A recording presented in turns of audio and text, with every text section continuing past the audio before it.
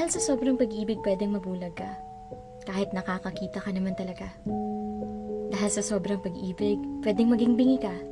Kahit nakakarinig ka naman talaga. Nakakarupok, nakakatanga. Kasi nga nang mahal ng sobra. Pero ganun na lang ba? Magtsatsaga na nga lang ba sa katiting na atensyon mula sa kanya?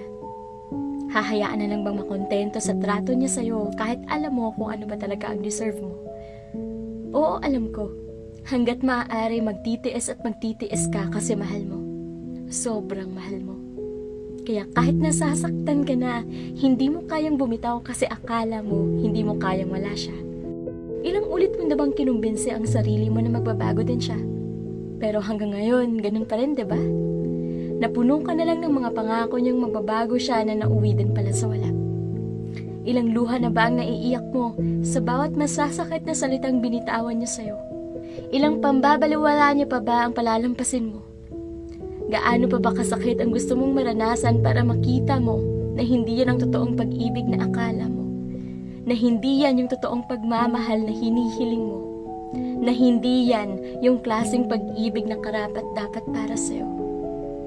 Oo, pwedeng mahal mo siya. Pwedeng totoong mahal mo siya. Pero hindi ibig sabihin nun, totoong mamahalin ka rin niya. Siyempre mahirap. Siyempre masakit. Walang may sabing magiging madali ang lahat.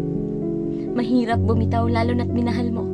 Mahirap magpaalam, lalo na't sobrang mahalaga siya sa'yo.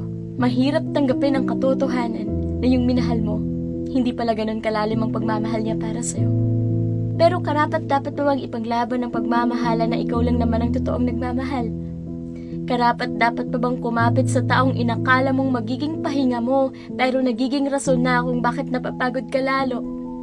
Karapat dapat pa bang ipaglaban ng isang taong ayaw mong mawala sa'yo pero siya rin ang nagiging rason kung bakit hindi mo nakilala ang sarili mo? Hahayaan mo na lang bang makalimutan mo na mahalaga ka din?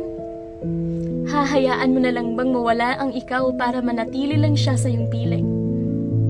Pinaglaban mo naman na siya, diba? Ipinaglaban mo kasi mahal mo nga siya. Oo, mahal mo siya. Mahal na mahal mo siya. Pero sana, huwag mong kalimutan karapat-dapat ka ding mahalin. Karapat-dapat kang tratuhin ng tama.